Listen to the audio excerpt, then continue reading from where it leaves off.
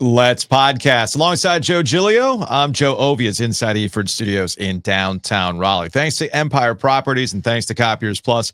You can check them out online at copiers-plus.com. Print management, document management, get your stuff to the cloud and save money in the process. You know, we have a lot of great corporate champions. Copiers Plus is one of them. I feel like, can we get Navage on as a corporate champion? I mean, they flood the zone on the ACC network. Oh, I mean, it sounds like you could use a little nasal my nose flow is running. You are struggling right now. Mm-hmm. Now, I was not watching the Duke Miami game on ESPN last night, so I don't know if there was a bunch of Navage commercials or not. But apparently, I did not see this behind me because I tend not to look behind me too much because I'm not really in. Don't stare at the crazies. I don't want to stare at the crazies too much because I might get blue paint in my eye or something else, or spit for that matter. But apparently last night there was a kid, and this was taken by Concaniple's mother on the other side of the court. If you're watching on YouTube, you can see the picture, but it says Con and then K and then an arrow pointing to his nipple. You can see Vashti from Carolina Blitz right there, but if you look in the corner, you see my shoulder. Now, if you look up, does this look like a young me without a beard, Joe? Might be too tall. He's probably too tall, but it's like, are you the son that I didn't know about? And you're out here shirtless with Concanipple on there? Anyway, I thought about that, and I know a lot of our listeners were thinking about Concanipple in the first half as they filled it up against Miami, and there was a little OG Gambling Syndicate payoff. That's how bad yesterday's game was between Duke and Miami. Even I got to a point in the second half that went, well, the only reason to care about this game is related to the spread, which was what, 24? Going into the game last night? Blown right over 35, 89-54. Miami somehow, I told you on this program yesterday that their coach quit on them for a reason. Yeah, man. They are even worse than I thought they were. Yeah. They are just bad. And I feel bad for Lynn Kidd, who is a transfer from Virginia Tech, who's their only good player. Yeah. And obviously Virginia Tech has no NIL budget. That's why they all left. That's why I saw Sean Padula on Ole Miss last night as they were beating Alabama on the road. That kid still had eligibility left. Yeah. Well, everybody does. That's a good point. But I'm watching this Lynn Kidd and I'm going, he took that money, went to Miami, and he's looking around now going, I don't have a coach. I don't have a teammate that can hit water from a boat. Oh man, what are we doing? I was walking past Press Row and I saw Brendan Marks from The Athletic, and he just says to me, at this rate, you could get some burn on the court today at how things are going. And this is something that is, I think now people are finally starting to see it. And we're going to talk to Debbie Antonelli of ESPN here in a little bit, but I think people are finally starting to see it with Duke in relation to the rest of the ACC and wondering out loud, who the hell's going to challenge them? I think Wiseman wrote about it today in the News and Observer that essentially right now the question for Duke, the real question for Duke going forward is, are they going to beat themselves in ACC play? Are they going to do something? Yeah, they're going to have a bad night, all that kind of stuff. Like a Cooper Flag had a night last night. He was not the story last night. Few turnovers, hit a couple big shots, but it was not the follow-up that we saw in the Notre Dame game, nor we should expect that. But Concanipple unlocked a thing I know that you've been talking about a lot, and he hit some big shots after big shots in that game last night. He saw it early, saw it go in early, felt good early. He's the key for them to win the national championship. Straight up. We could sit here and talk about Cooper Flag all you want. Funny, Cooper Flag 13-7-6, and we're sitting here going, oh man, why didn't you score 42? Well, that's not really who he is, but 13-7-6 absolutely is who he is. Yeah. That's a classic Cooper Flag game, by the way. Props to the ESPN crew. Wes was working last night with Corey Alexander. They had a graphic of what Cooper Flag has done numbers-wise since turning 18. And I was like, oh, that's glorious. But he was only 17 a couple of weeks ago, Joe. Well, his numbers have gone up. Well, it's obviously helped by a 42-point game. Of course it has. Of course it has. I was listening to Gary Parrish and Matt Norlander on the drive out to Cameron yesterday, and they was solely focused on Cooper Flag and what he's comparing to and where he is historically and what he has a chance to do as a freshman at Duke. And I get all these things. And it keeps getting back to this conversation about what we're watching and whether or not Cooper Flag is somehow underappreciated. or when will people finally start to pay attention to Cooper Flag? And I know Gary and Matt's argument is, well, we're coming out of the college football playoff. We're going to be coming out of the NFL playoffs. People will start to pay attention to college basketball, and they're going to focus on Cooper Flag. And I'm here to tell you, it's not going to be like that. I keep hating to pound the table on this. And it has nothing to do with Cooper Flag in his game. He's fantastic. It's just in the changing nature in which we consume all this stuff. And also, let's be real. You're going to bring up, here's another Zion comparison. Doesn't make any sense. Let's just go away from the dunks and everything else. Last night, 9:00 game against Miami. Miami's not good. I get that. I left early yesterday because what was the point? I'm like, I got to go to bed. My alarm goes off at 5:45 in the morning regardless. So let's just freaking go. But I watched the second half from the back corner of the student section in front of that faces the Miami bench. Mm-hmm. There were plenty of seats available. A lot of people just kind of bounced out after halftime too. And I'm not bringing this up. I'm not bringing this up and sort of lamenting. It was 50-26 by the half. By the halftime, right? Yeah. So this is not me lamenting or kids don't understand today. My point is that this Duke team has the potential to be special. Yeah. And the building was not full. Yeah. And that is not an indication of Duke or the Duke fandom. It's just telling you where we are now in college basketball and how we consume sports, right? Yeah. So when Cooper Flag plays, it's not as big of a deal as it was when that Duke Zion team played. I don't see Jay-Z showing up to watch Cooper Flag play at Pitt. I'm not expecting a former president to show up at Cameron. Now, you know who sits in those seats? The presidential seats? Our friend Eric Cole, former Carolina Hurricanes Stanley Cup champion. And I'll close this because the most entertaining thing of the night last night was Eric Cole trying to hit a free throw.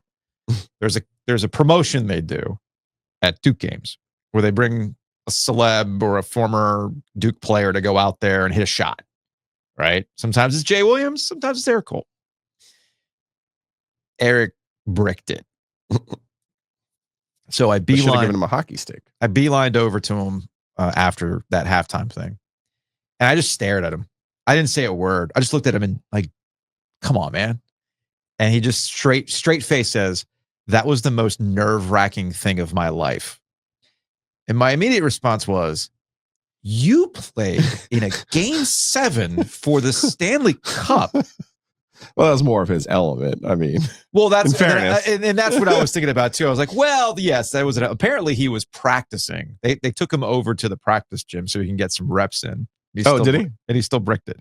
But the fact, and this is just a highlight of even athletes at the highest level of their sport, when they try to do another sport, go, oh, no, I don't know, man. I don't know. So he said it was the most nerve-wracking experience of his life. If Duke is Gonzaga, then Cooper Flag is Chet Holmgren. Is that what it is? He's a shorter, thicker Chet Holmgren. Gotcha. Chet Holmgren in his year at Gonzaga, 14-1, 9-9. That actually wasn't as good of a passer, even though obviously he's an excellent passer. Big thanks to Keller Williams Commercial. They handle our ACC conversations, and you can check them out online at trianglencommercial.com or call them at 919-616-8681. Eric Cole was putting up bricks, but you might not be able to. You need something pre-made already, something that's already there, an empty warehouse, a bigger space, more bricks. They can help you out with this. Brian and Julie Donnelly team. Yeah, I mean, listen, we're shooting for a needle in a haystack here, but I know that there are people out there who are working and in charge of their space saying we could do better. And particularly now in this post-pandemic world where leases change, spaces change, people are coming back to work. So reach out to Brian and Julie. It's 919-616-8681 and improve your work situation.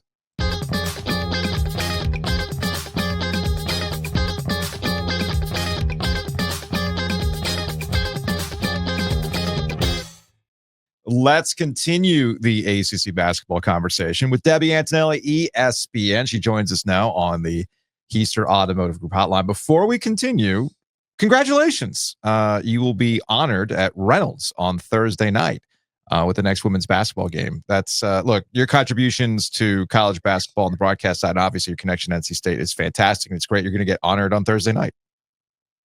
Well, thank you guys. It is a humbling feeling. It's a great reflection back on all the people in the path that have helped me.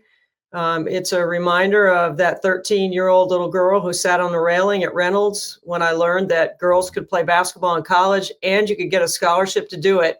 I did not know until we had moved here from the New York area, and my parents took me over to a game. So I'm grateful to so many. There's going to be a lot of people there to help me celebrate. And it's a great cross section of everything I've ever done around the game and in the game. And I'm very grateful. I know there's more than one thing that you took from your former coach, Kay Yao, but what's one thing on like a daily, weekly basis that you're like, okay, all right, Kay, I hear you, coach. Yeah. I'm still doing it, coach. I promise.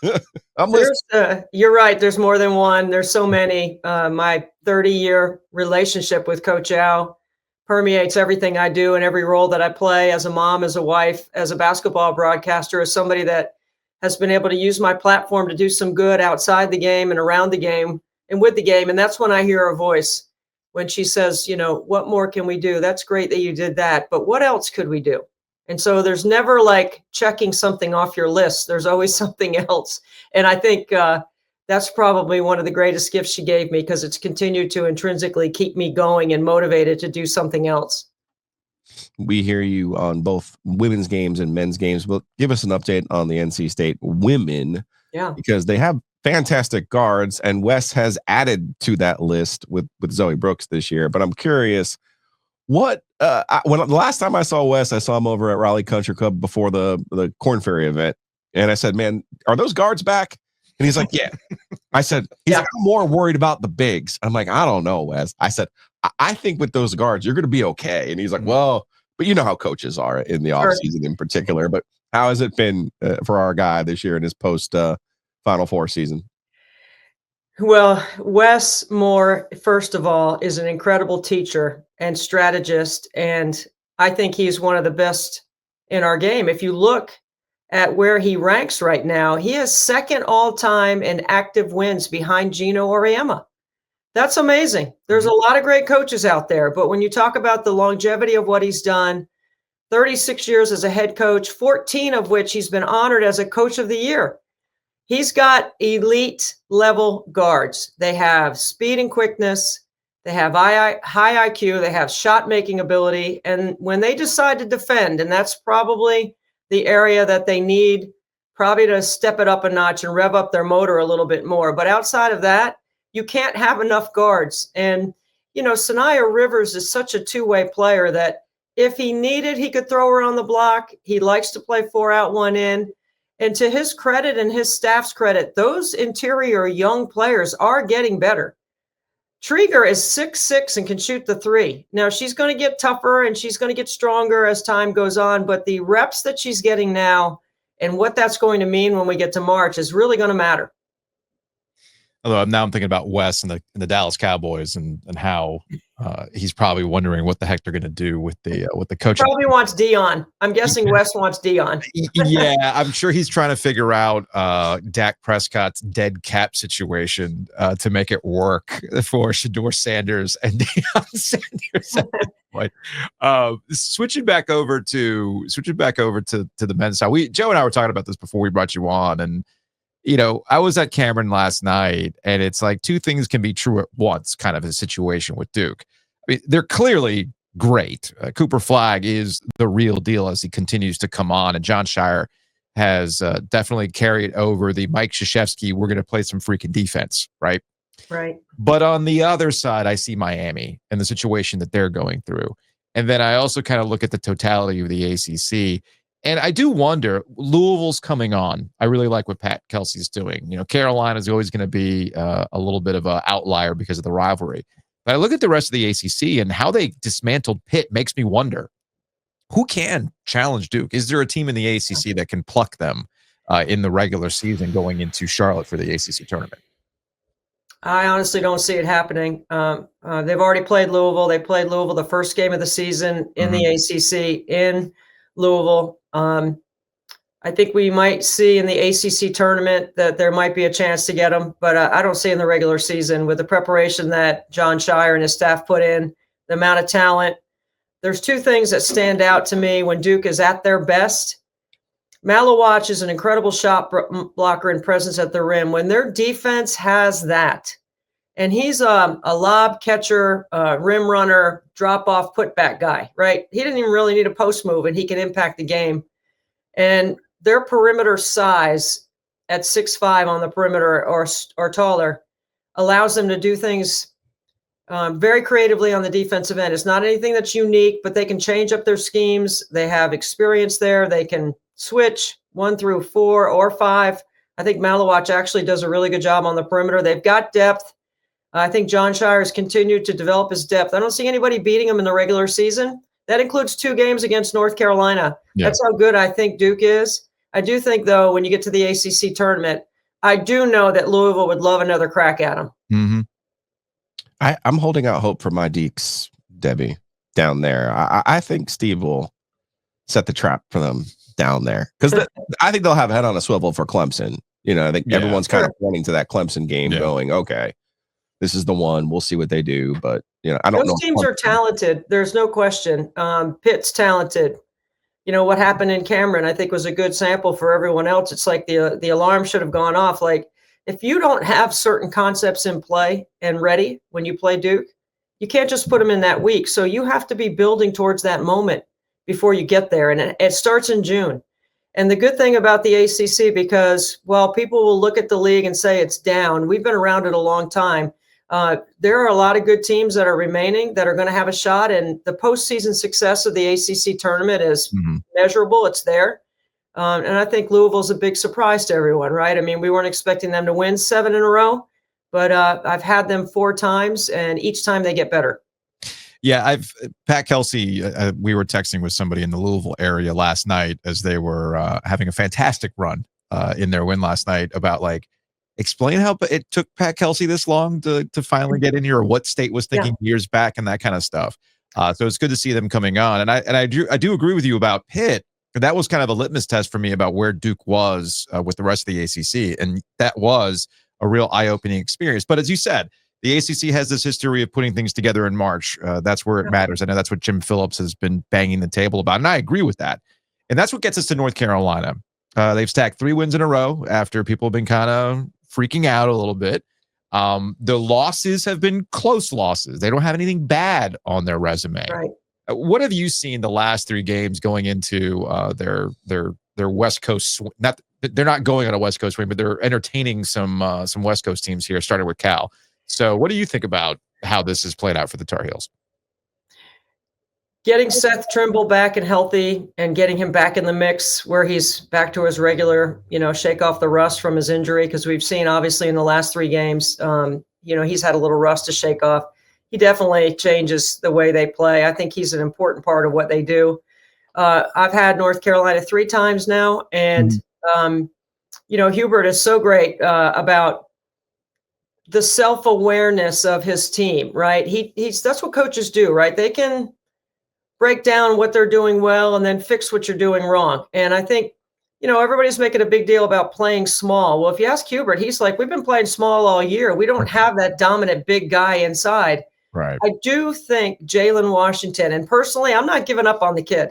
I mean, I do believe that if you've played against Armando Bacot for 2 straight years in practice, that you have to be somewhat aware of the toughness that's required, and you just do your job. Run the floor hard, rebound, set really good screens, roll to the rim hard, and now he's developed a little bit of a 3-point game, so he's getting better. The thing about North Carolina is very similar to NC State women. The guards are so good. I think Elliot Cadeau, when he's under control, especially in a late game situation, RJ Davis, the space on the floor has completely changed. We're making a big deal about Armando in the middle, but there's this action called zoom action, which RJ is, I think, incredibly elite off of. He comes off a baseline runner, pinned down into a dribble handoff. And when he goes right, he accelerates off that action.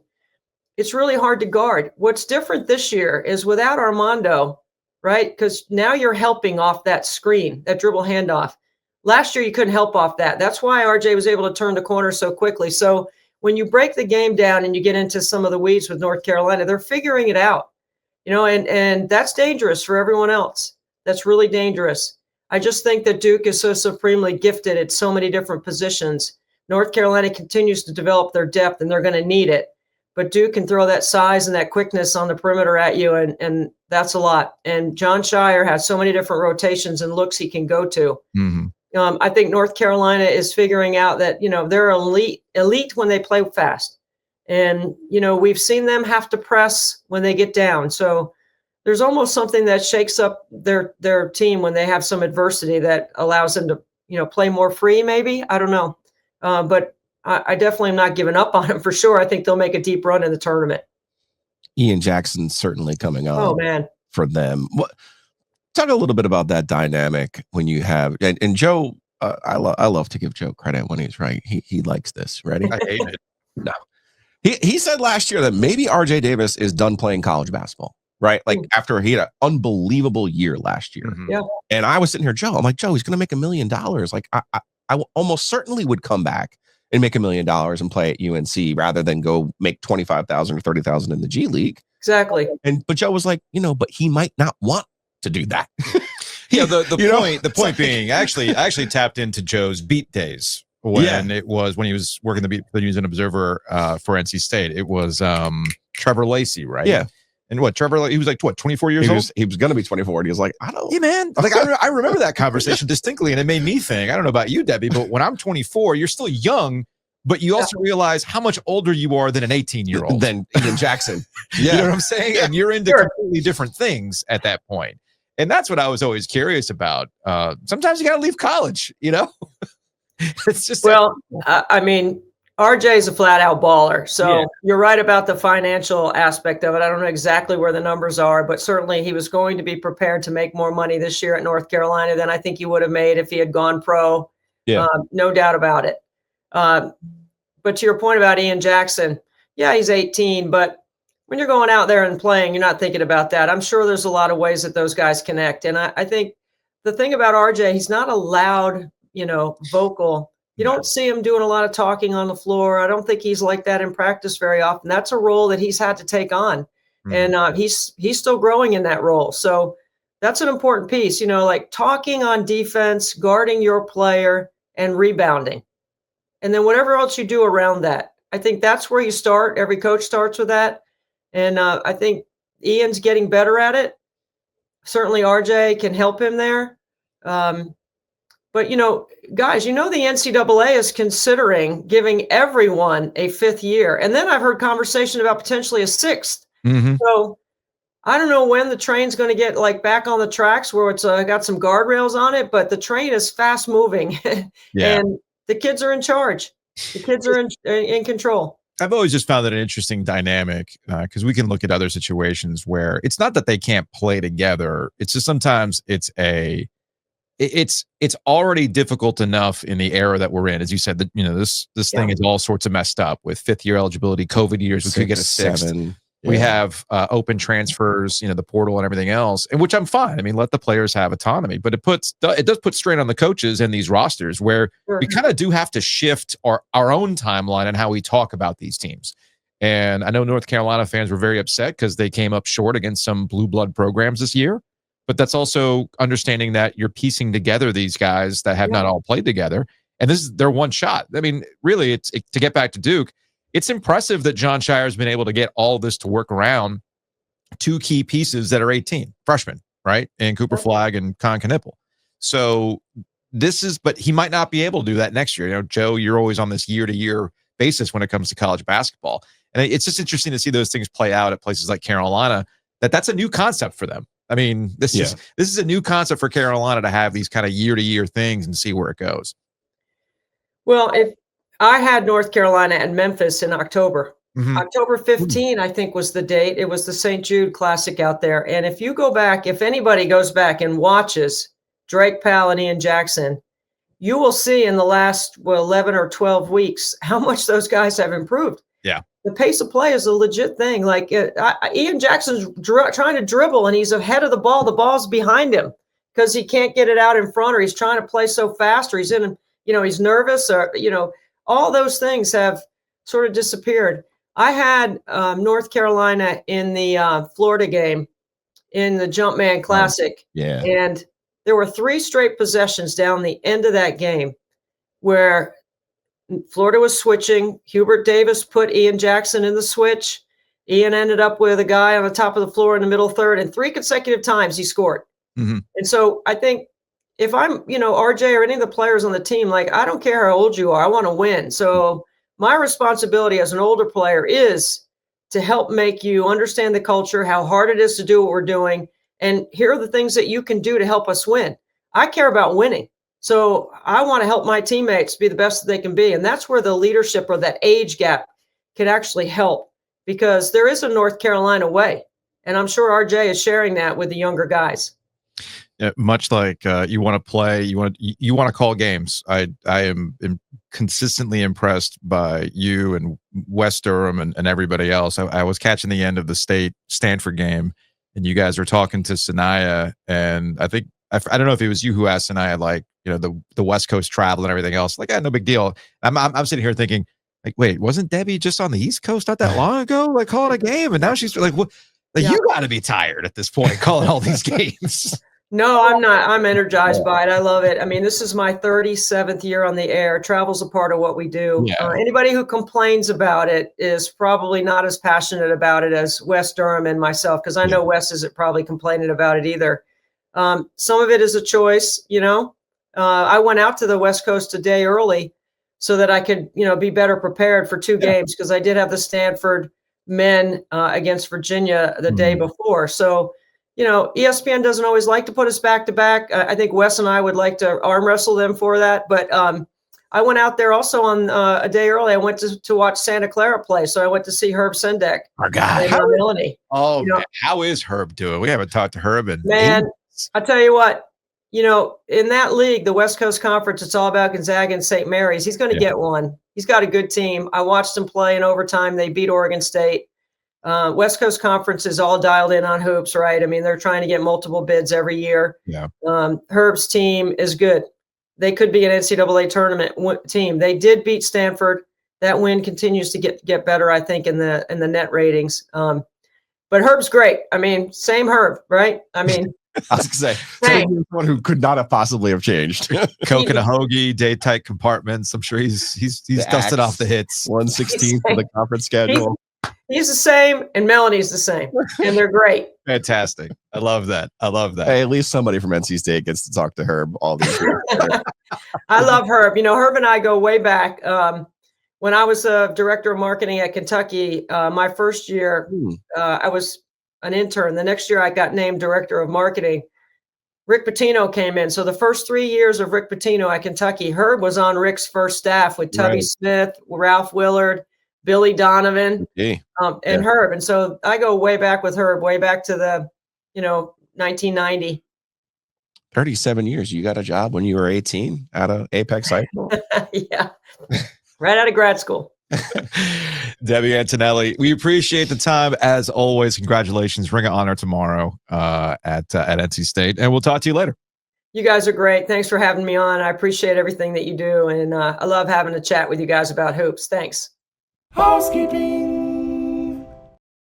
Big thanks to Debbie Antonelli, she's absolutely going to hook us up with Herb Sendek, right? Yeah. I'm going to hold my breath on this one. Off season, we're going to, you, me, Herb, Rialto, a chat, Coke and a hoagie chat, fireside chat with Herb Sendek. I'm very much looking forward to this. Housekeeping brought to you by Inovana. If you have mess inside your mansion or trash in your cabana, get it clean with Inovana. Check them out, Inovana.com. Speaking of the Rialto, we're going to be there January 31st. That's a Friday. Bomani Jones back in town. It's the basketball Jones. It's going to be a lot of fun. We're going to be there. Lavelle Moten, central coach, is going to be there. He knows everybody. So you're going to have story time with Lavelle Moten. Tyler Hansborough, Marcus Ginyard. It'll be a great time. And, of course, Bomani. As Joe has been joking, we're really just there for the warm-up. Yep. Make sure you're ready. Just, while we're on stage, make sure you get your beer, your popcorn, whatever it is, sit down, and then it's time for Bomani. And then you'll have a good time. So check it out, Rialto.com. It's coming up here in a couple of weeks. So get your tickets today. That's the Rialto.com. We are going to be at Sully's Golf and Gather the following week on Wednesday, February 5th. This is a Joe Giglio finds a way to incorporate golf into a promotion event. Yeah, and I was watching last night the golf league before the Duke game, and Tiger Woods was on the bus, man, on the struggle bus. I love what they're trying to do. Yeah, I get it. Like, and they had Scott Van Pelt in the studio. They probably need Scott Van Pelt there. It needs more of a captain directing that ship. Okay, that's what they need. Okay, and because they're trying with the player audio. As I learned in my radio days, Joe, the mix minus is way off. We got way too much of the background noise in the arena, and I can't really tell what the players are saying. that's not. So technically, I love to flex my technical radio knowledge and audio knowledge. That is not what the mix minus does. But Well, okay, It's way off. sure. But I'm watching it and I'm going, see, this is what we're going to be doing at Sully's on Wednesday, February 5th. And if you know anything about going to play at places with trackers and simulators and all that things, $15 is a steal, man. This is a steal. This is a great chance for you to come over to Sully's, see what they have. It's an old Rite Aid that they converted into a golf and gather. They have drinks, they got food, you name it, they got it. It's unbelievable. Mike Sullivan and his crew, they do an unbelievable job. So come check us out. $15. There's even going to be my favorite PGA Tour pro there, and Brad Frisch. Nice. So you want to? We can have both. Beat the pro, and closest to the pin. Love it. Long drive. This is in honor of the TPC Scottsdale, where the WM Phoenix Open is every year. My favorite tournament, actually. So come see us and email me, giglio.joe@gmail.com. I got Zach and Joe so far who have emailed me and secured their spots. So yeah, $15 a person. That's a steal, man. So get after it. Big thanks to our friends at Hometown Realty, myhtr.com. You can buy and sell with confidence. New construction's going up everywhere, and you want to make sure that you're getting the best insight as to those new construction projects.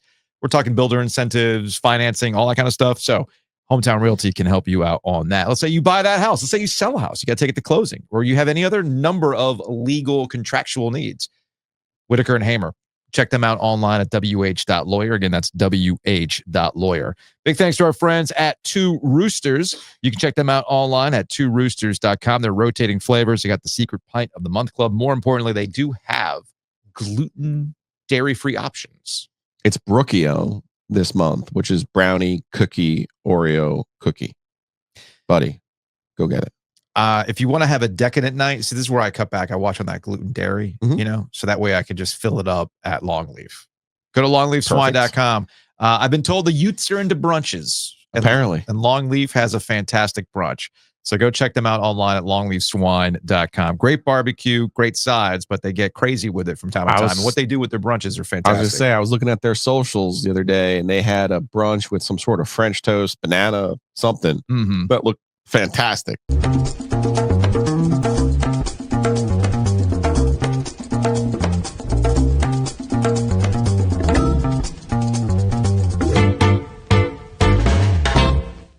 So we've been talking a lot about listening to Giglio when it relates to first half overs, all that kind of fun stuff. And we had some folks, I know Brendan tagged us on Instagram about always listen. Yeah. Always listen. I don't know about always. They're not always going to be candy from a baby like last night was with Knipple. But I actually like Kansas today. Kansas has been playing a lot better, and it's the same as Bill Self. Now, I do believe Iowa State is a legitimate Final Four contender. 6.5 is too many points, though. So give me the Jayhawks and the points tonight. So here's what you need to do. Just go to the DraftKings Sportsbook app. You can download it from whichever app store you use. And you start listening to Giglio's advice. Or, you know what? You're saying, nah. I know who's going to be scoring touchdowns this weekend in the divisional play of the NFL. And DraftKings is an official sports betting partner of the NFL. So scoring touchdowns, obviously key to winning football games. Also a real fun way to get involved with DraftKings. So go to the DraftKings Sportsbook app and make your picks. All you need to do is use the promo code OG24. When you use OG24 as a new customer, you'll get $200 in bonus bets when you bet just $5. That's only on DraftKings. So go download the app, use the promo code OG24, bet $5, and $200 in bonus bets instantly are yours. All thanks to our friends at DraftKings. The crown is yours. Gambling problem? Call 1-800-GAMBLER. In New York, call 877-8-HOPE-NY or text HOPE-NY 467-369. In Connecticut, help is available for problem gambling. Call 888-789-7777 or visit ccpg.org. Please play responsibly. On behalf of Boot Hill Casino and Resort in Kansas, 21 and over. Age and eligibility varies by jurisdiction. Void in Ontario. Bet must win to receive reward. Bonus bets expire 168 hours after issuance. For additional terms and responsible gaming resources, see dkng.co/ftball.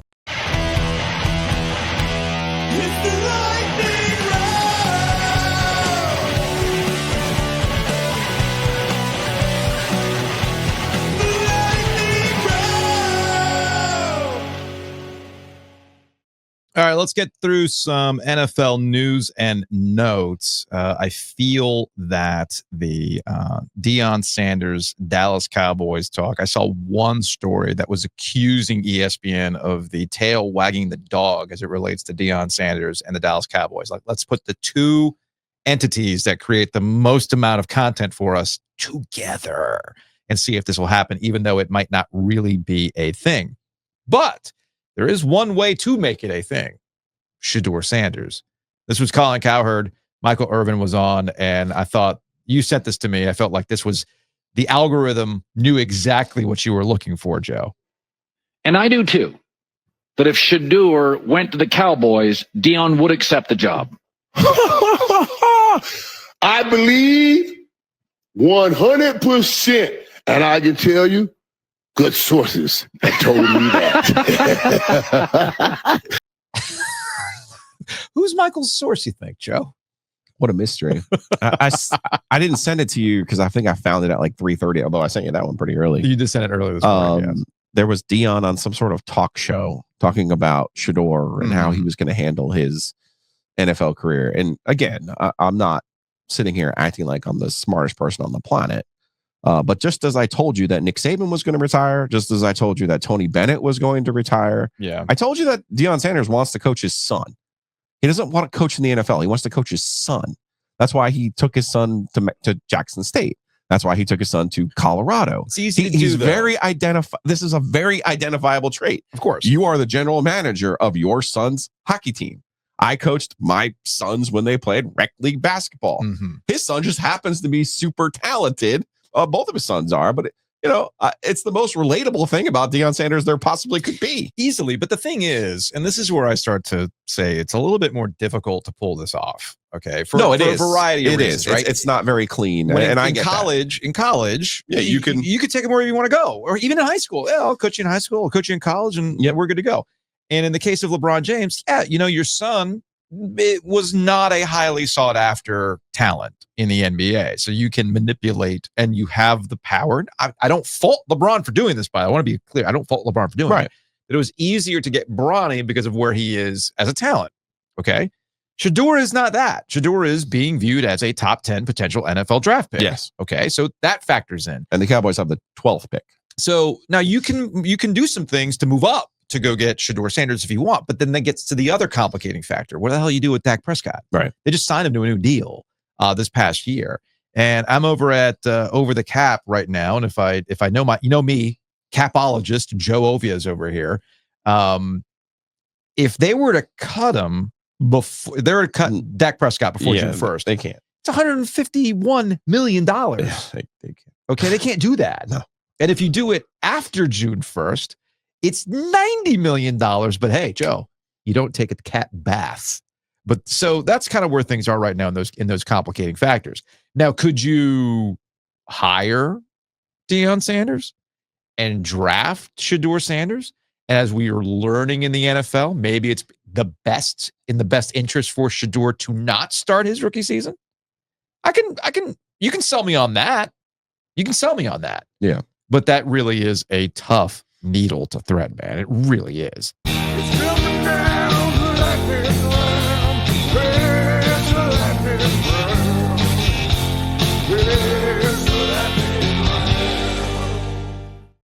Speaking of coaches, it doesn't look like there's going to be, obviously there's not going to be a Dallas-Pittsburgh coaching swap because Mike McCarthy was told, we don't love you that much. So what does that mean for Mike Tomlin and Pittsburgh? Brooke Pryor, who we talked to yesterday about the Tomlin paradox, asked Tomlin about what he would say to any team that would inquire about his availability in a potential trade. Quote, "I have no message. Save your time." And I think the reason why I wanted to talk to Brooke yesterday is because I do think there are two separate things that are going on. There's what's going on in the building, which doesn't seem to be any indication that they're unhappy with Mike Tomlin. And then there's the conversation that's taking place nationally of saying, man, it's time. And based on the press conference that I saw yesterday, the clips that I saw yesterday, doesn't really seem like Mike Tomlin's going anywhere. No, and nor should he if you're the Pittsburgh Steelers. So now what? Well, they have to fix their quarterback situation. They have to fix their quarterback situation. It's very much the now what scenario. We've got a lot to get to. It's a lightning round. Now, I did not bring this up in the OG Gambling Syndicate, but you did send me these odds. Where did you get these odds from for the next NHL coach to be fired? These were emailed to us. Is this from my guy, Jimmy? It's his new person. Oh, Yeah, okay. yeah. Okay, gotcha. So if you're watching on YouTube, next NHL coach to be fired, Andrew Burnett, Nashville. No odds on this? Just 1-1? Plus 100. Okay. Yeah. Peter Laviolette, this is what got you your spidey senses going. Those next two, I was like, whoa, what the hell is going on in New York? Peter Laviolette is 2-1, and Patrick Waugh is 3-1, and then Mike Sullivan, because Pittsburgh's going through it right terrible. now. They're 5-1, 5-1 odds. And then he also pointed out to me who's not getting odds. Yeah. Interesting. Who's not getting odds? Our guy. Why would there be odds on Rod Brind'Amour? There shouldn't. But I would have done it for like the laugh, though. I would have done like the plus 1,000. Plus $1 million. Because people put money on the dumbest things. That's fair. I mean, That's fair. So, but you got me curious, because I'll be honest with you. Outside of the Carolina Hurricanes, I'm not paying that much attention to the totality of the NHL. We don't globally. No. Not at this time of the year anyway. Absolutely We're getting closer when you're trying to figure out, okay, who can they match up against? Who would they see in the first round? Oh, yeah. Didn't they knock the Canes out last year? Oh, yeah. So with the Rangers, I'm like, okay, what the hell have the Rangers been going on and dealing with? Well, they were feeling a little frosty because they finally won 2 games in a row for the first time since November. Think about that. They stacked 2 wins together for the first time since November. They had 4 wins in their last 6, and they were seeing the Colorado Avalanche last night, one of the hotter teams in the NHL, and they ended up losing in overtime last night. The argument with the Rangers seems to be that they weren't healthy. Now that they got a full roster back, they expect to get these things going.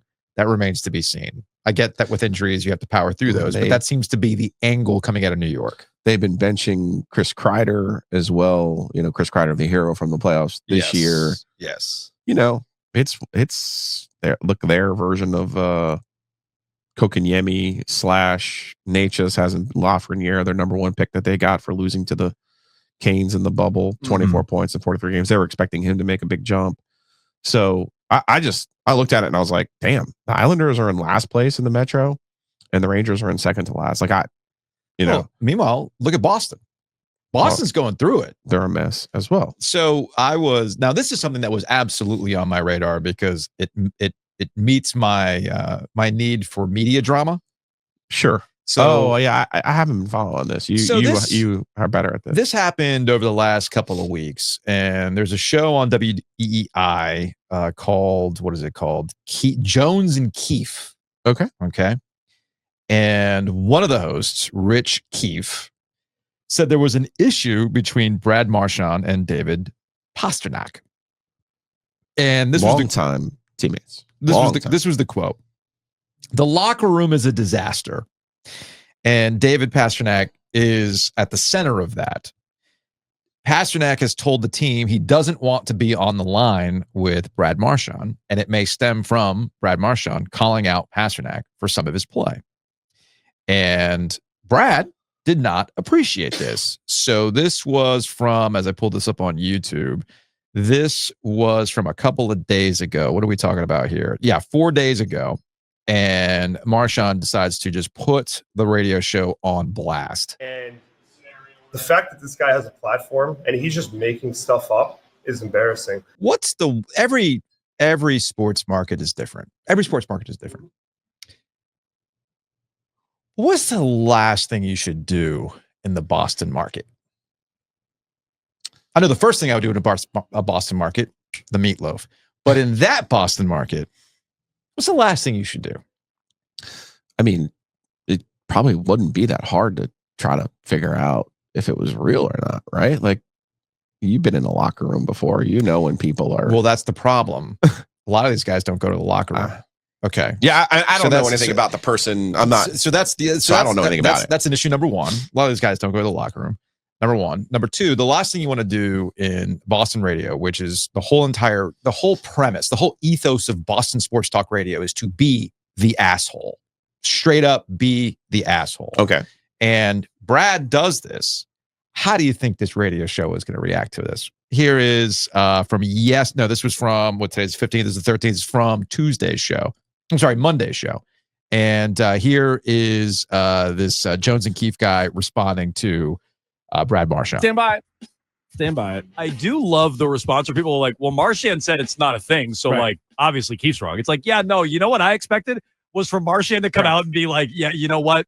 Every single thing he said was true. Yeah. And we don't get along. That's what I expected. I know we have a very smart audience. The people that listen to us are very intelligent, very different than the people who have been DMing me nonstop on Twitter and Instagram. So I know I'm just preaching to the choir here with the smart people, but just ask yourself this question. In this scenario, who's more likely to be lying?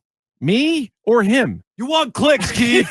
You want clicks. With all due respect to the Bruins, if I just wanted clicks and if I just wanted attention, wouldn't I make up Patriot stories or NFL stories? Yeah, one would think there's something along those lines. There are teams that are probably, have a bigger following in town. If you really wanted clicks, then it is a weird side thing of the street to play. Also, for clicks. And not to be that guy, but again, people are flying in out of nowhere, be like, this guy's making it up. Like, I've never made up anything. I'm not going to make up anything. It makes no sense for me to make. We have plenty of things to talk about. Mm-hmm. In fact, on Friday, we were talking about Vrabel and Ben Johnson and wild card weekend, Celtics games. We were talking about the Bruins losing streak. That alone was enough of a topic.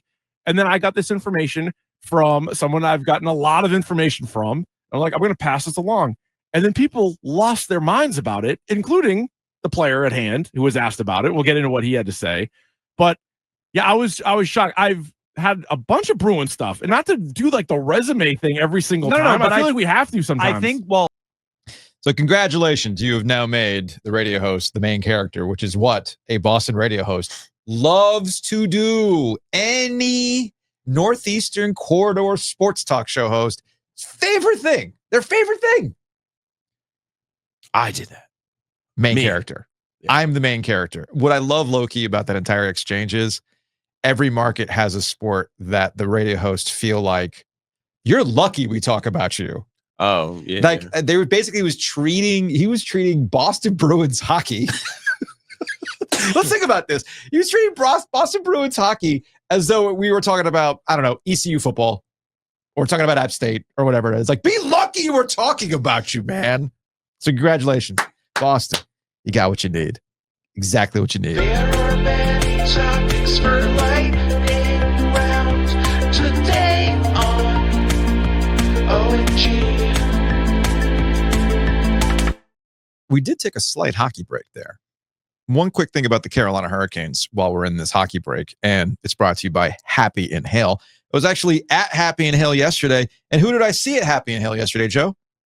Me? You. Let's take a hockey break. Brought to you by Happy and Hale. Yeah, I got my Bueno Bowl. Went with the quinoa this time. And it's different. A little bit different. Kelly got the Med Bowl like she typically does. Brought that home, ate, did some editing, all sorts of good stuff. Look, in, out, use the app. It's always a good time at Happy and Hale. Every time we talk about hockey, we take that hockey break with Happy and Hale. Yeah, so download the app because we have some exciting news that is coming up in February. Mm-hmm. We'll be over at the North Hills location this time, February 6th. Excellent. Okay, that's a Thursday. We're going to be there a little bit earlier in the day than normal for our Thursday nonsense. Mm-hmm. So come check us out there at North Hills. But seriously, Happy plus Hale, go to your app store, download it. First of all, you're going to get a free smoothie. That's always good when you sign up. Second of all, if it's within a month of your birthday, even if it's already passed, you get a free bowl as well for signing up on the app. Third, the app is the way to go. You order, you go in, you pick it up, you're out. In, out. Perfect. But coming up in February, we're going to have a very special discount code for you. And not only that, we are radioing this thing up. Speaking of radio, can we be the main character here? We are radioing this thing up Let's freaking go. because we have a very exclusive OG card that only one person per week will win from us on this program to save 10% in perpetuity. Forever? Gold, black, platinum, whatever the OG card will be. Yeah. Only one per week now that will be given away. I love that. Speaking of the Canes, Freddie Anderson was on the ice yesterday because while we were recording, we got the whole IR thing and whatnot. Okay. It's all salary cap things and everything else. And again, based on how these all things kind of play out, when's that Four Nations thing coming up? February, yes. And they get like 2 weeks off because of that? Yeah, right? there's a crazy break in February. Freddie's back after that. Okay. I mean, that was the plan all along. I don't want to go full Boston Sports Talk Radio and make it seem like I'm reporting, but I'm gonna go with the I'm hearing. Shout out to Civ. I'm gonna shout out to Civian. You gotta hit him with the I'm hearing, which gives you an absolute out. Topic, stack it up. Giglio's roll back it up. Well, I know what we'll do. A lightning round. Last up in the lightning round, are you familiar with LiAngelo Ball, rap superstar? The first breakout rap superstar of 2025 is a Ball brother, Joe. I am not familiar with this. This is the middle Ball. Okay. You got the one who was locked up in China? Was China. Was LiAngelo in China? Hold on. I think so. LiAngelo Ball. Because LaMelo never went to school. He was supposed to be at UCLA. Yes. LiAngelo was the Ball brother who admitted to shoplifting while overseas back in, oh my goodness, this was back in 2017. Woo! Time flies when you're having fun. So LiAngelo has decided to get his rap career going. Okay. And he has found some viral fame on the socials. He goes by G3. The name of the track is Tweaker. Are you ready for this, Joe? Let's go. I might swerve in that corner, whoa. Bitch, hold on tight, cause I tweaking this bitch, start letting shit go. And I heard that she wanna show me who she be. I'm kinda fucking with it, show me some more. Bitch, we tatted head to toe, could give a fuck the story wrote. You wanna tweak it over me, and I'ma show you how that go. Like the money in my pockets blow. My first thought upon hearing that, sounds a lot like New Orleans, like early 2000s era New Orleans Master P. bounce, like Juvenile, Big Timers, all that stuff, right? Mm-hmm. And that track alone got him, and the fact that it's gone viral, that track alone got him a $13 million record deal with Def Jam. Oh, cool. So I think it's through Universal Music Group, right? He had a follow-up, or at least I think it was Lonzo had posted on his Twitter account that there was another track that they're about to drop, and this is what it sounds like.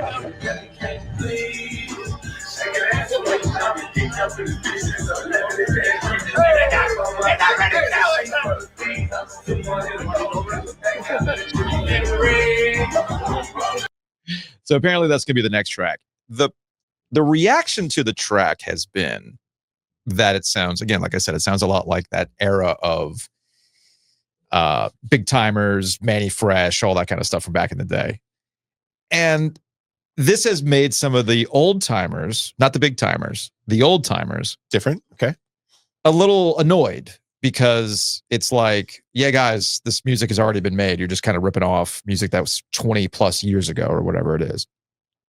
May I remind the old timers that for the youths today, they don't care. Yep. And if anything, most of the stuff that we were into back in the 90s had some sort of foundation on stuff that our parents listened to. In the 70s. Like, look, man, like when I was listening to Soundgarden and all that grunge stuff from back in the day, my dad was just like, okay, so this is just Led Zeppelin? It's like that kind of foundation of old, big bombastic rock with a different spin on it. And all this other kind of stuff. This is what I would always say to old people our age who get mad at the youths that seem to have rediscovered a particular sound. Good. Yeah, you're talking about 20 years ago. It's like good if that gets the youths to revisit something from that time. If this means they finally get to discover Back That Ass Up for real, then good. It should. That's the one that I just downloaded. And hell, man, with a lot of the new rap that I hear, like the mumble stuff, nah, man, give me some bounce. Give me something to dance to. Something like, I'm in my car, windows down. Let's go with this. So if that's what the kids are going to be shifting over to, where you got the bright boom bap, you've got all that kind of stuff, some catchy hooks, the whoa. Yeah, man, please bring that back. Because I have had enough of the cloud rap mumble stuff, man. Enough of that stuff. Yeah, Project Bitch was the song that I most recently downloaded. Who's that by? Big Timers, Juvenile, there and we go. Lil Wayne. There we go. Yeah. My kids give me shit because I actually will turn up Glorilla or Megan Thee Stallion. I was gonna say that's the other one I have here. Oh, dude, what you know about me? Put TGIF on. I absolutely Glorilla and Sexy Red. Oh, it's like Sexy Red. I don't know about Sexy Red. But when I hear two Y's, when I hear TGIF, I turn it up. Okay. Yeah. 7 p.m. Friday. Well, this song's from 2024. So it's a bonus for me. Same with Megan Thee Stallion. Straps your ass off, man. So give me that. So good on LiAngelo Ball for bringing the oldies and goodies back. Y'all learn today. That's what it's all about.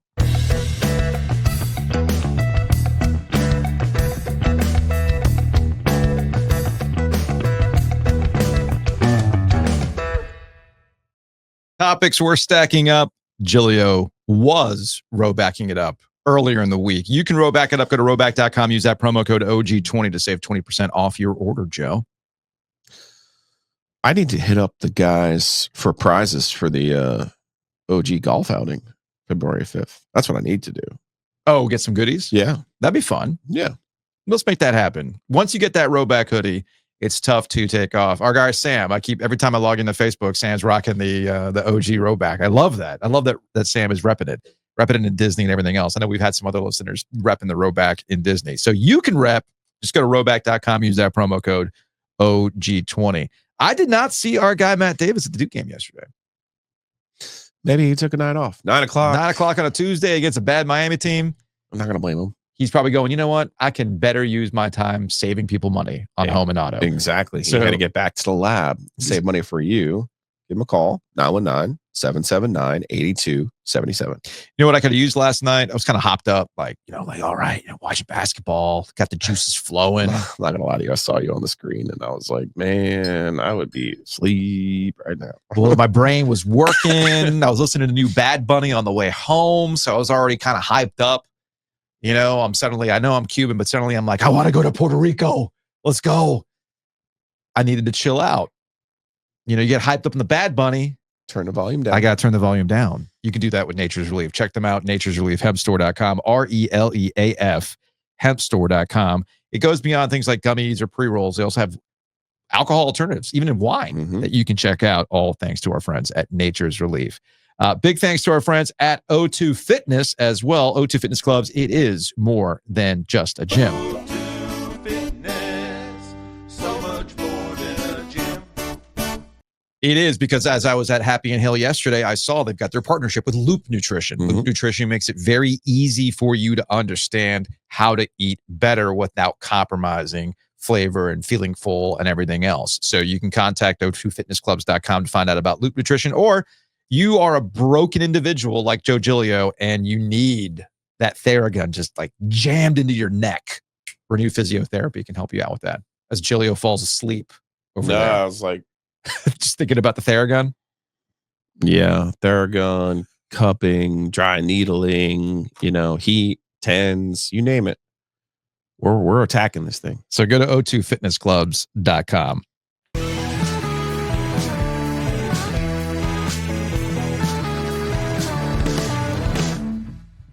Joining us on the Heister Automotive Group hotline, Hand in the Dirt podcast, College Sports Now. He's got the Substack. He is the Sports Podcast Festival legend. He is Michael Felder. Hey, look, there's one show makes a legend. Absolutely, dude. You were shirtless. Yep. Having a great time. Yeah, man. Listen, when I show up, we know we're gonna have fun. So I'm excited to be here. I'm excited to go back to the festival, if we're being honest, man. And Yeah, and now I'm just this is me looking out my window, realizing that I got to go pick up my recycling bins. You're so domestic, dude. That's another reason why we love you. Do you have a spreadsheet for that? I don't have a spreadsheet for recycling, but I do have the weeks that we have, green week, orange week. I do have that on my calendar. Speaking of calendars, did college football coaches all get together in a room and actually agree on something that makes absolute sense as it relates to their calendar? Am I reading this right? Am I reading David Hill correctly? This is not an Onion article. In a unanimous show of support, FBS coaches voted on Tuesday in favor of a proposal that would reduce the transfer windows down to a single 10-day period in January in an effort to preserve the integrity of the bowl season and put guardrails on a system many coaches lament is entirely broken. Is this common sense breaking through? This is what it is. It's realizing that they don't like what they asked for. Yeah. And this is something I see with college football all the time, guys, is the biggest part of college football that and it's something that I realized a while ago, and then you keep seeing it over and over again. Coaches want stuff to be easier for them, but then when it starts being harder for them, then they make a decision.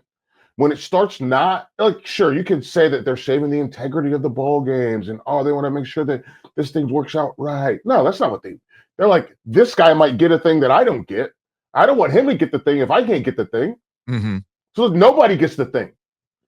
And so that's what they're doing. I think it is a good idea. Like, it's one of those things, like, it works out it should work out pretty well due to happenstance.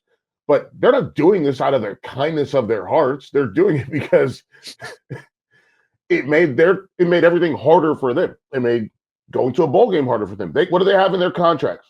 Bonuses, not just for getting to a bowl, but for winning the bowl. Yeah. What else do they have? They have to get kids from the portal somehow. So what the end result for them is, let's do it at this time period so that I can worry about the bowl game, then deal with this. But the other part of it is, and I will say this, it also still kind of, they still need to do something with recruiting, because that's been an absolute disaster. Having kids that are playing high school football, like their state championship games, state semifinals, those kids are locked in. Like, they're trying to get that done. So there's still more work to be done, but I think this is a good step. Isn't the high school recruiting answer to do it in September? Make signing day be September? I don't think so. No, because football. Think about this: you're a high school football player, right? Mm-hmm. How many games have you played? High school In September?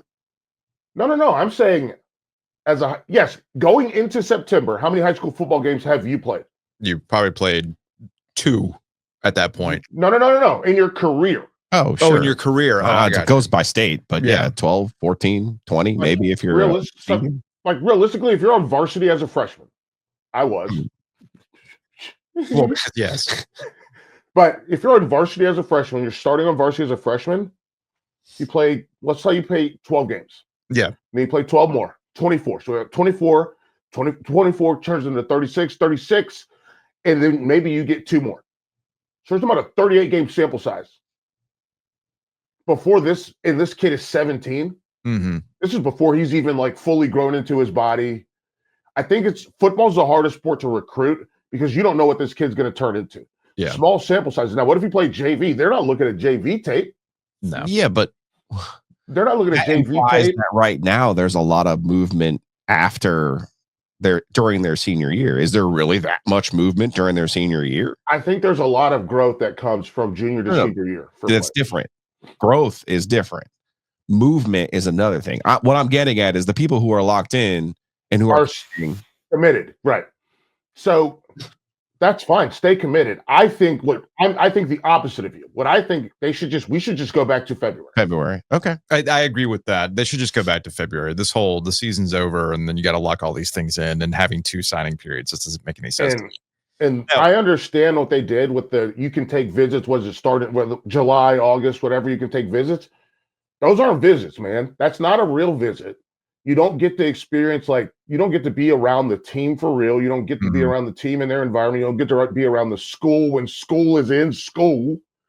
Like, you don't get that. And so I understand the schools up north, like Nebraska, was one of the big proponents for this. They fought hard for it because they don't want kids from Florida to go visit in January. Because what Nebraska like in January is not the same as what Auburn looks like in January, or what Texas looks like in January, or what Georgia looks like in January. Yeah. And so that's another thing. But I think it should just be back to the classic signing day, especially with the coaching carousel, which I know we're going to get to. But with the coaching carousel, I mean, the signing day was December 4th.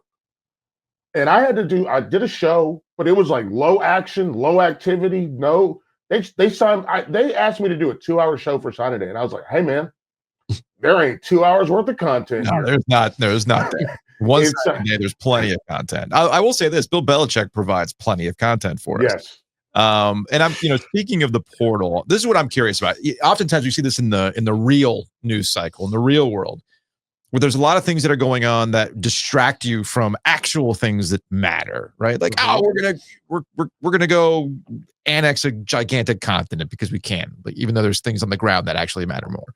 Yes. And I feel like this is what's happening with Bill Belichick in North Carolina in this news cycle, where you got NFL people who are fascinated by the fact that he took the job in the first place. And what does that mean? Like, why did he take the North Carolina job? Did the NFL tell Bill Belichick to fuck off, essentially? Right. And then, of course, you've got Mike Lombardi, which Lombardi is it? The dad, who's like beefing with Mike Florio on ProFootballTalk.com about the pace at which they're hiring assistants and everything else, right? And I'm like, yeah. Here's my question. Just distracting stuff. How is Bill doing in the portal? Because that's what matters. And is Bill Belichick resonating? And is the infrastructure that North Carolina is trying to put in place to get these horses to run next year, is it working so far? That, to me, is the story, but we're too caught up in what Mike Florio and Lombardi are beefing about on social media. Yeah, no. It's one, not doing great. Okay. And two, I do wonder. I don't like. I'm trying to find a way to put this correctly. Okay. I don't know if these kids care about Bill Belichick. Yeah. Oh, they don't. Right, and that's the thing for me. Like, what you deal with recruiting more than we do, right? Like you said, you were trying to put together a 2-hour show, and this is something that Joe and I have talked about. This is a classic radio topic. It's like Oregon's uniforms. And how many times have I had to say, Oregon's uniforms are not for you, adult. They are for the 17-year-old who thinks they're hot, right? Yes. And that's what I think Bill Belichick guess what? That doesn't matter anymore. It doesn't matter anymore either. Like, there's only one thing that matters right now. Money. It might not be that. might not be. Can you play for my family's travel? Can you get my mom a job? There's all sorts of stuff, like, right? Wait, what? You want all these things. So that's what it gets back to Bill Belichick, that the adults see, oh man, he's putting 6 rings on the table. How do you say no to 6 rings? I don't know. Kid might say no to 6 rings because what does he care at that point? So here's the thing. We talk about NIL. We talk about the portal. Yeah. They got 3 kids from Washington, 2 kids from Minnesota. I think a couple kids from ECU. They're all fine. I think they'll plug some holes and you know what it is. But we talk NIL, we talk portal, we talk about the settlement. Obviously, we talk about the 105. I think the biggest issue in college football right now is retention. Mm-hmm. I think that's the hardest thing to do, is keep your players. And that's where I do think, if this experiment is what I'm going to call it, if this experiment works out, I think that's where you may see the actual results that people are wanting. They're not getting the results that right now, the people that paid for this, the people that wanted this, they're not getting the results that they wanted. Mm-hmm. But in terms of a splash in the portal or a splash in recruiting high school players, or splash in recruiting, splash in the portal, splash in recruiting, splash in terms of national news. Yeah.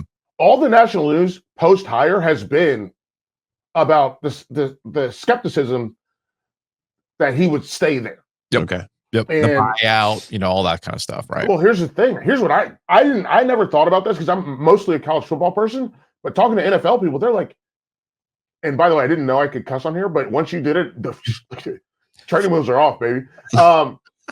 Like NFL owners are billionaires. They're like, what the fuck does $10 million mean to me? They don't care, They right? do not care about that at all. They're like that's nothing. That's like $10 million will stop like NC State from getting him. It'll Yeah. stop Florida State from getting him. It'll stop Virginia Tech from getting him. But it's not going to do anything to the Tampa Bay Buccaneers. This Yeah. guy owns a soccer team and an NFL team. What are we doing? Yeah, if Like, Jerry Jones wants Bill Belichick, he's like 10 mil. let's Man, I go. got that in my bus right now in cash. What do you want? Yeah, I'll drop off a duffel bag, dude. Like, what are we doing? So that's what I learned. But the point for me is if he does stay, stay the course, Yeah. retention, you have to provide value. And it's not just financial value. Yeah. You have to also show that you can get people to where they want to be, which is the NFL. Yeah. And I think that's the part where he could become a very viable solution. He understands how to be in the NFL. He's going to run the program. He's already starting to try to run the program like the NFL. And that's the part that's going to be very interesting to me. Now, I'm sure the professors at UNC are going to hate this, but at the end of the day, the goal is to get these guys to the NFL, because this is something I also don't think we talk about enough. And I think coaches should talk about this. I think coaches should do more of the research on this, whether it's coaches or the admin staff. I don't care who it is. Someone should be doing the research on this, on what your credits look like elsewhere. Someone should be doing the research on that. And I understand the school's not going away. You can always go back to school. I know that. But when I was at UNC, played with a guy, Gerald Sensabaugh. Amazing football player, like the best football player I ever played with. He's so good. And jumped to 46 at the combine. Insane. And this guy, I used to watch football with him. He taught me more about football than anybody I've ever been around. Because we used to sit in the film room and just watch all day. But the point is, he was a senior at East Tennessee State when they dumped their program. Okay, I guess I'm going to UNC. UNC busted him back to a sophomore. Wait, what? Yes. Not in eligibility, in credits. The credits. Okay. His credits. They're like, we're not taking this, we're not taking this, we're not taking this, we're not taking this, we're not taking this, we're not taking this. Jeez. And Okay. he ended up being a sophomore. And he was like, well, During the dark years, too, we should point out. and he was like, okay, well, I'm not going to class. I can go back to East Tennessee. He was going to graduate in December. Yeah, I'll just graduate. Screw it, man. I'll just go back to my old school and graduate from there. And he wasn't going to class. I also was not going to class. So we just sat and we lifted in the morning, went to breakfast, and then up until we practiced at like 2 or 3, we just watched film together. And I had the time of my life, man, like learning from him and like just seeing like little things and noting. The only reason I could do the job I have is because of Gerald Sensabaugh. Right. And so, but I think we have to do a better job of letting these kids know, like if you transfer from ECU to UNC, you're going to have to go back to Greenville at some time, baby, because UNC not going to take them credits. Those credits ain't coming over. I'm not, listen, both of my parents went to ECU. I'm not talking bad about it. I'm just saying, UNC not going to take them. If you come from Northern Illinois or you come look, maybe Rice credits will transfer. I'm just going down the sheet of what they have. Yeah. Maybe out like Alabama and South Carolina. I don't know if those credits are going to transfer. So you have to go back there at some point. You got to go back to Tuscaloosa and Columbia at some point. Yeah. If you want to finish what you started. So it's going to be really interesting. I think, again, to go back to my original point, it is about building value. And yes, there's financial value. That is a real thing.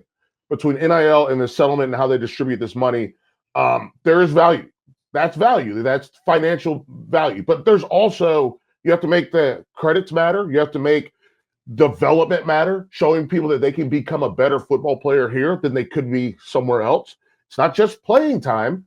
Playing time, yes, there's value in playing time, but the value has to come from all over the place. You have to make this God, I sound like it's like a motivational speaker or something, but you got to make this like it has to be like a holistic experience. Yeah. That you have to make these kids want to stay. And part of making them want to stay is money. But the other part of making them want to stay is showing that if you go somewhere else, even with more money, you will be worse off. It's probably not being a dick to them too. Yeah, there's. I'm not sure. Yeah. I'm serious. Like, yeah, they have to want to be there. I mean, Yeah, these are all this not my notes. words either. It's Gronkowski and Edelman and Brady all saying the same thing. Like, this is oh, why, I'm sure. Yeah, that's gonna be. This is why, and I know a lot of Tar Heel fans are, they'll email me or they'll get in my mentions, and I'm like, I want Belichick to show up on August 30th. I want him coaching. I want to see how this plays out. I want to see how the great experiment works, man. That's what it's all about. I want to talk to him. I want to talk to him in Charlotte in what, July? Felder. What? Felder. Do you really think that Bill Belichick is going to be doing Radio Row in July? They have to. No, they don't. No, they don't. I'm talking to him. I mean, they might send Lombardi. They might send his kid out for all I know. I'm talking to him. Coach K style. Yeah.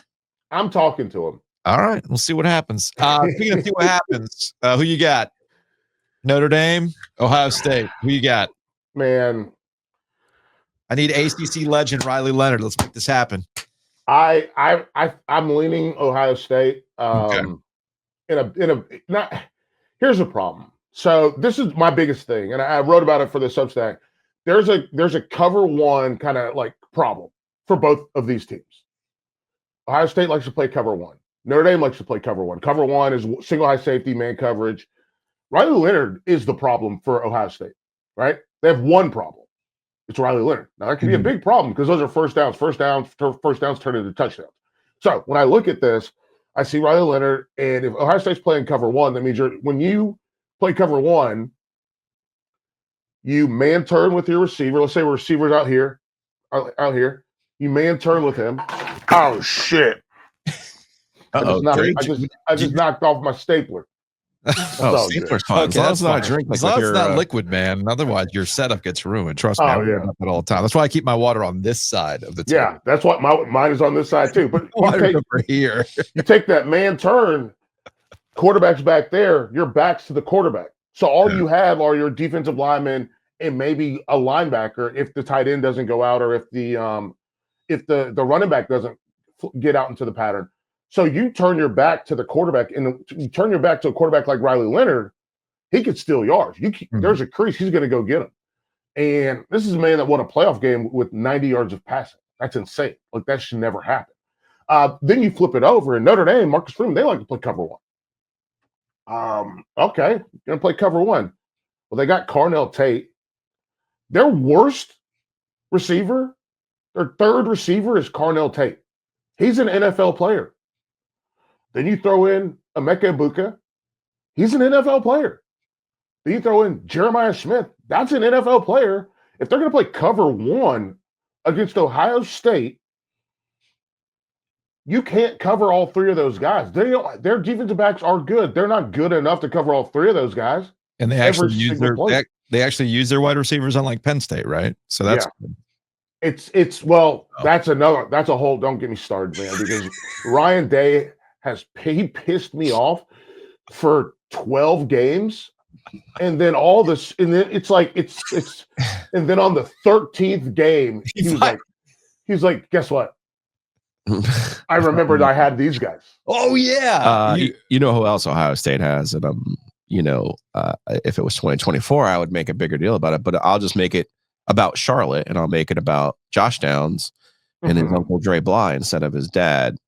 That to me is the answer right there for all these people who want to talk about, man, we're going to build a fence. We're going to do this. We're going to do that. Triangle good. We're going to do all these things. Yeah, right? That kid is a fucking eraser. And he will be the difference in the football game. He will be. Caleb Downs will be the difference in this football game. And Ohio State will win because of him and because what he will do to Riley Leonard when he tries to run the football. So transitive property, right?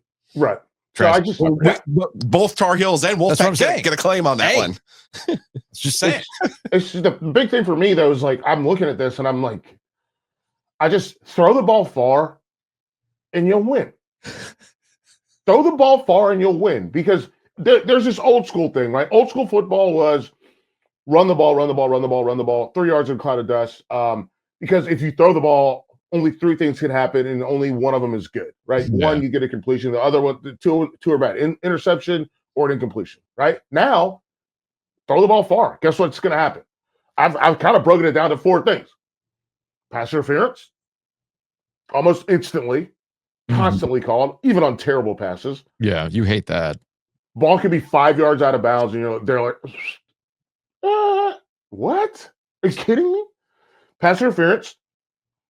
Guys wide open, because these guys get open. They all get open. So you get an easy ball. Extraordinary catch.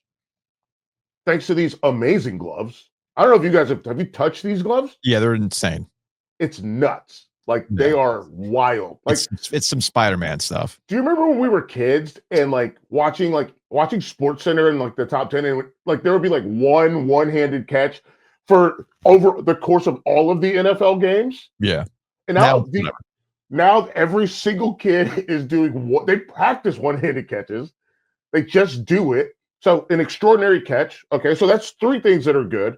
What's the bad thing? The arm punt is actually a good thing. Yeah. Like realistically, maybe a defensive back makes a play. Maybe. Maybe. But yeah, the arm punt. Put it on a shirt, Felder. Throw the ball far. Throw the ball far. Throw the ball far. I'm serious. It's Ryan Day again. He's pissed me off all year because I call him perfect play Ryan Day. Doesn't let his quarterback make a decision, tries to get them into something spectacular, which gives the defense time to adjust. And then after 15 seconds with the new comms, the quarterback doesn't know what to do. Yeah. And so it's wild. And by the way, I also have Travion Henderson and Quinshon Judkins. So it's a different era. Football has completely flipped. You used to have to run the ball to throw. Now you have to throw to run. And if they throw the ball against Notre Dame, throw that ball far again, throw the ball far. If they just do that against Notre Dame, you're going to loosen them up. Then all of a sudden you start pounding on them in the run game. We saw it in the semifinal where they started exploiting Texas down the field. Then all of a sudden we get this big run from Henderson. That's the reality of it all. So I'm going to go with Ohio State. If Ryan Day coaches tight, and obviously they still have Chip Kelly, he's a smart guy. Mm-hmm. As long as he doesn't outsmart himself, that's the key. But Notre Dame, I'll tell you what, I think this game is going to be maybe a little tighter than folks expect, but I think Notre Dame, I mean, their coach, we talked pre-show about having some flavor. Notre Dame, they got some, look, they brought the Dukes, they got some paprika, they got some, little Lowry's on them now. Thanks to Marcus Freeman. Things that have never been said about Notre Dame football. Right. That's my point. Put some, what is it? That might not be respectful of Tony Rice and the 88 crew. Maybe. That defense was nasty. Sure. Well, listen, it's been a long time. I shouldn't have left you without a strong beat to step to. Yeah. Come on. Brian Kelly had them boys eating boiled potatoes. Now they got seasoned fries. On that note, Mike Felder in the bleachers on social media, College Sports Now, Hand of the Dirt podcast. All right, man. We'll talk to you later. Sounds good. Take it easy.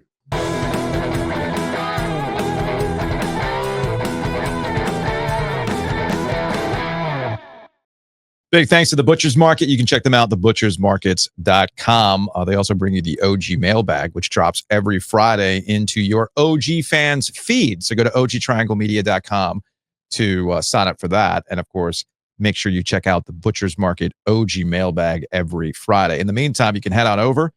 Prepackaged is the way to go. Actually, I saw our guy Jared Brooks at the Duke game last night. Oh, cool. JB. Former producer, radio producer. And he's like, hey, man, when are you going to get up? When are you going to get back out to the Lake Boone location? Because I'm there all the time. Get my sandwiches. It's a great spot. So you can do the same thing. Go to thebutchersmarkets.com. I think I'm having a home field week. I think I've had my Rob. I think I've had a Rob Lowe on. I think I've had a Rob Lowe home field hoodie or a sweater on throughout the week. They're super comfortable, man. It's cold outside, fleece line. Get to done. You can rep your school. Just go to homefieldapparel.com. Use that promo code OG24 to save 15% off your order. Coffee will be needed today, and I also need gas. So you know what I'm going to do? I'm going to go to Breeze Through. I'm going to make sure that I fill up, and then I go in and I get my coffee because they got some great look, gas station coffee is not all created equally. No. Okay. And they got some fancy machines in that thing. And we will be there next Thursday, 23rd. We're live at 5p. A true pregame experience. We didn't start the fire. We didn't invent pregames. We did. We did. We're just doing one. We're the first ones to do one at a gas station. Ever. So check out. We in the parking lot for this one. Okay, I'll be bundled up. Are you going to be bundled up? The parking lot will be warmer than the beer cave. That's fair. Okay. That's a fair thing. That's a fair thing. And speaking, I get it. It's cold outside. You're not thinking about mosquitoes, but it'll be spring before you know it. Do you have a plan to make sure that you can enjoy your patio this summer? Contact bugsbite.com so you can start bundling and saving with Mosquito Authority and Pest Authority. Bundle and save for your treatments throughout the entire spring and summer and into fall of 2025 by going to bugsbite.com right now. They will take care of it. I know I've enjoyed Mosquito Authority and Pest Authority since we've been doing this podcast. And I tell you what, man, it makes hanging out in my backyard enjoyable. It's cold right now, but I am thinking about grilling and chilling here in the near future without being bothered by mosquitoes. All thanks to our friends at bugsbite.com.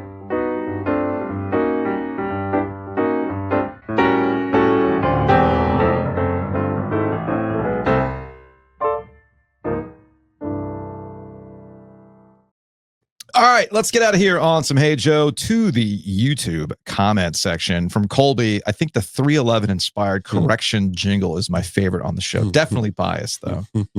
Yeah, on my list of things to do today is to listen to the 60 songs that explain the 90s, 2000s edition.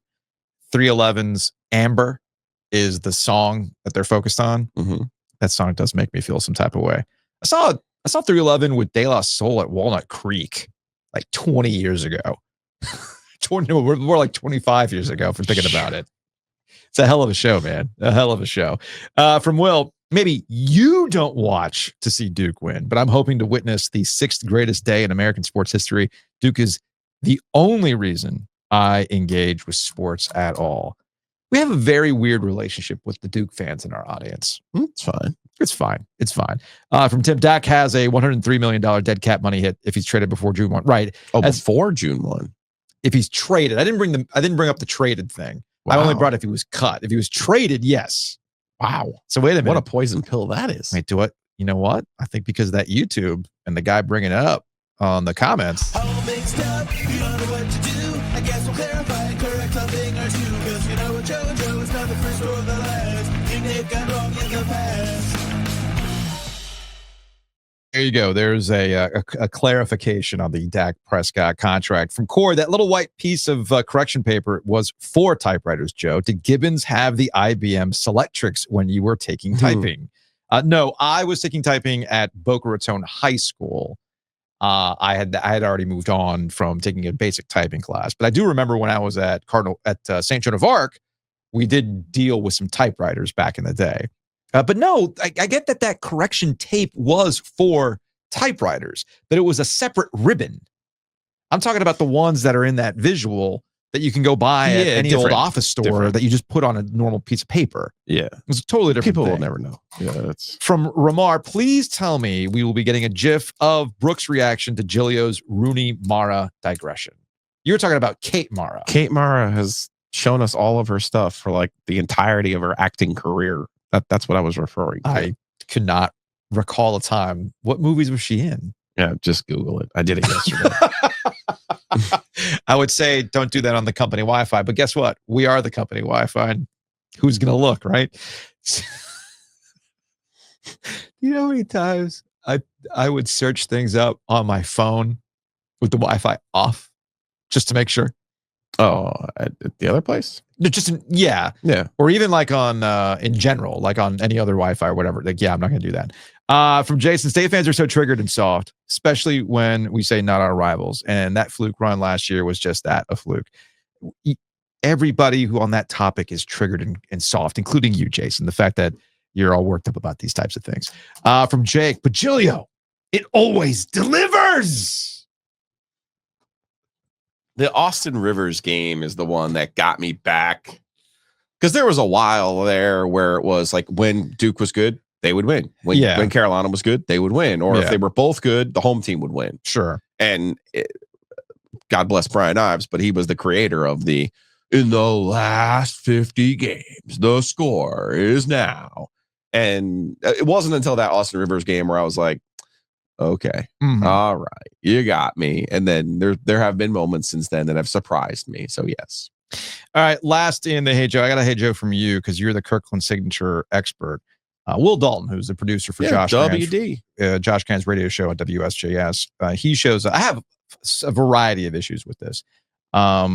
He shows up to the game last night and he's wearing a Costco wholesale hoodie. Ooh, I've never seen that. I'm pretty sure that's a bootleg. They don't sell those. Okay. I don't think they sell those at Costco. If you buy anything from Costco, they're Kirk. Right? Yeah, the Kirk swag. I feel like he went on Amazon and he bought a shirt that says, I got that dog in me, and it's the menu of Costco with the $1.50 hot dog on it. You've seen that shirt, right? Have you seen that shirt? No. Oh, man. That's a great shirt. Josh is known to partake in a Costco hot dog. This is true. So I saw that hoodie, and I need clarification on that hoodie that just says Costco wholesale. I'm pretty sure they don't sell those at Costco. I feel like that's a bootleg. And it's like, man, are you not paying your producer enough that he can't afford actual Kirkland signature? He's got to get bootleg Costco hoodies? The Kirkland swag ain't for soft people, man. Josh, battle for your producer, man. He does so much for you. Put him in an actual Kirkland signature, dude. Come on. Have some respect. Anyway, that's going to wrap it up for today's show. We'll see you for an OG Butcher's Market Live tomorrow.